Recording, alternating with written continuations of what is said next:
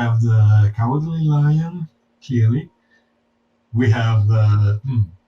Wait, what do you mean clearly? What's going on? Tin Man over here, obviously, right? Yes, exactly, yeah. Yeah, I don't see why not. If I'll have to think of well, maybe I'm just trying to... Maybe the coloring book is super important to you and your community or something. I don't know. Any suggestions? I'll have to think about it. I actually think that less is more, right? Yeah, I agree. So it's just me drawing a blank right now, but I think it only needs to be as detailed as we can then say you have definitely succeeded in your quest at some point. Right. Or not, depending how things go. But that is a quest that we could theoretically say, you were doing this and now you've done it. Yeah. Our sheets are pretty simple at this point, right? I mean, I noticed something in the rules that talked about personality traits and how we could pick a couple of those Yes. just off a list. And it was very unconstructed. It said, if you feel like it, grab a couple of these. So, Ross, do you want us to pick a couple of those little adjectives or not? Or is it just up to us? It would be nice. I don't think you need to do lots of work to create vastly rounded characters with 15 pages of notebook history behind them or anything like that. But if you want to, I feel like you've already started to identify what you think the personalities of these characters are anyway. And if you want to make some notes for yourself on that, that would be great. But I imagine most of this comes out in what you decide to do in play anyway. So absolutely. That would be the important way to see it, and that would be important. But if there are notes that are helpful for you to be able to say, I now know what I'm going to do, because I have decided that my big, svelte, rocky, statuesque character is definitely going to explode in a situation where he is presented with, people being mean to cats or something. Right. Well, come on. Oh, shouldn't we do the what's the story on these cards? What do we do? Yes. So, I'm not quite sure how we're going to work this. I have a suggestion. You would deal us the cards and then scan them, and then we can just get the image. The only problem is they change over quite often. Okay. So you are a strange mutant in the far future, and you have an alpha mutation, but your alpha mutation swaps out after every encounter. Every encounter. Wow. Okay. Good enough. Well, we'll just draw the cards and tell us what we get. We'll go from there. Yes. We'll figure it out. I'm just trying to work out a way to. Obviously, they are basically a power, like in 4th Ed. And so some of them are a bit complicated, but I'm going to work out a way to distribute them to people. Ross, we have 10 minutes in your scheduled time. Okay. Pass out some alpha cards. Tazia, will you draw a alpha card for everybody, please? Mixing.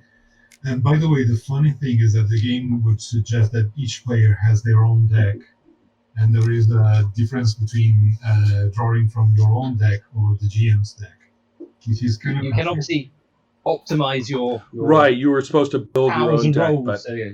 I'm not. I guess we're going to do without that this time. But yeah.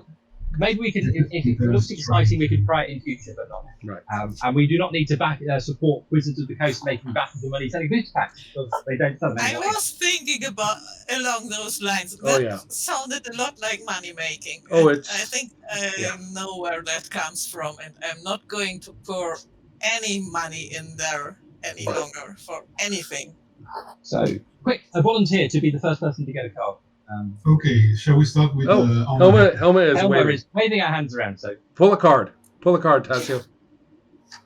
So I say Helma. You have an optic neuro jack. When you plug this shiny jack into the back of your neck, you upgrade your auditory and optical processing. The power is encounter, effect. It requires a minor action. Effect. Until the end of the encounter, whenever you make a perception check, you can roll 2 d20s and use the total result. If you do so, and you roll a natural 1 on either die, This effect ends and you are blinded. Save ends. So, Jared, as an Omega Tech, you get an Endeavor Neurojack. When you plug this morphing matte black device into the back of your neck, it's always into the back of your neck, Yeah. you take control of your own physiology. It's an encounter power, minor action, effect. Until the end of the encounter, whenever you make an athletics check, you can roll 2d20s and use the total result. If you do so, and you roll a natural 1 on either die, this effect ends and you are slowed. Save ends. Okay. On. Yeah. You get an adrenaline pill. Down the hatch, tastes like cherry. You're feeling a little jittery. Power, consumable, minor action, effect. Until the end of the encounter, you can shift 2 or 3 squares as a move action. Whenever you shift 3 squares in this way, roll a d20. On a 9 or less, at the end of the movement, you see a rush of pretty colors and are stunned until the start of your next.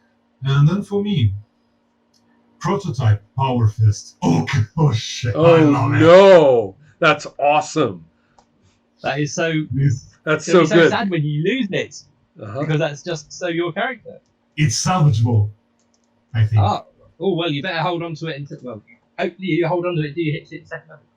This experimental fusion-powered gauntlet sports titanium alloy servers, allowing you to deliver massive blows.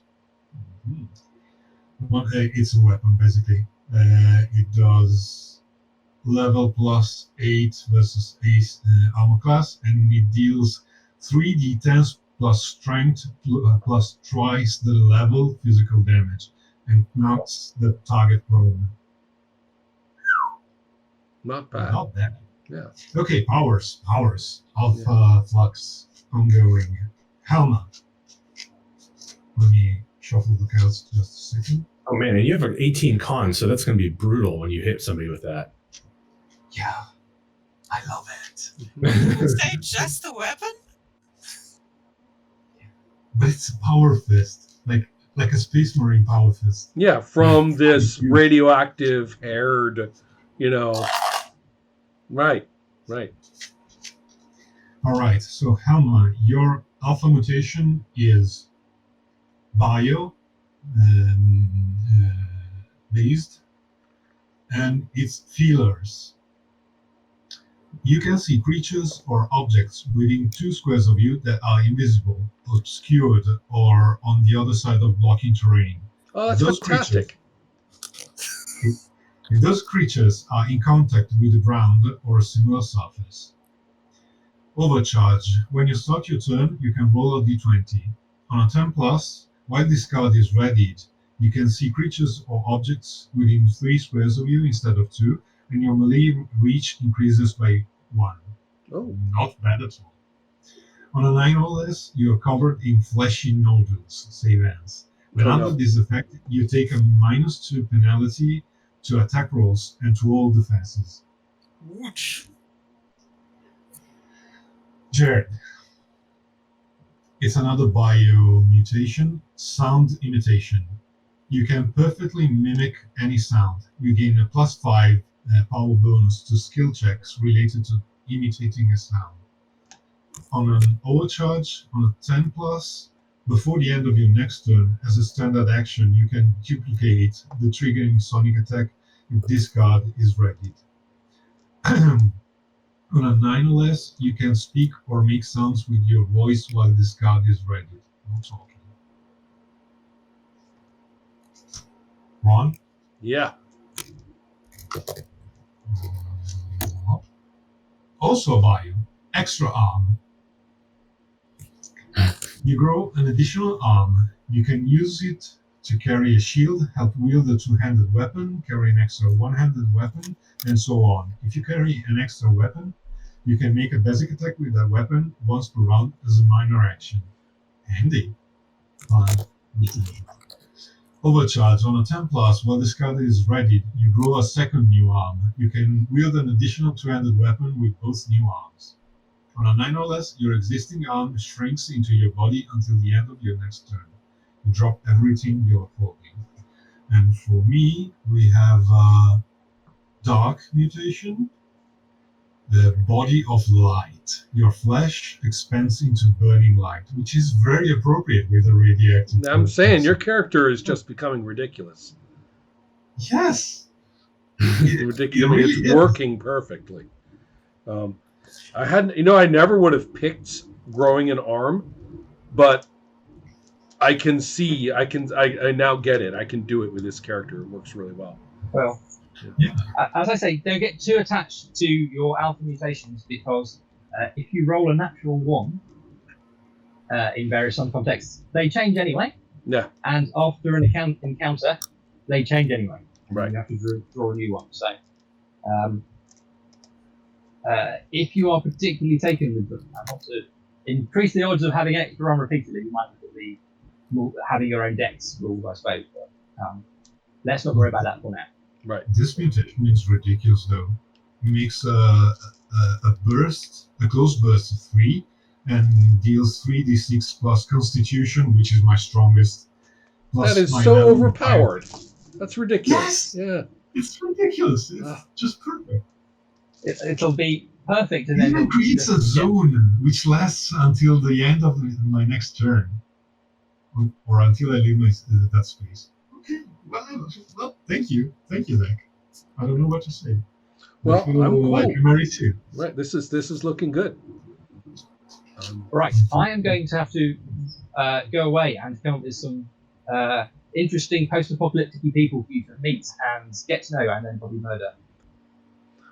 Does anyone have anything else they think I should have said or talked about? Or things they I want to have ask? a question. Go for it. Ron mentioned that not having the grid to play on shouldn't be a problem, but how are we going to deal with that and with distances?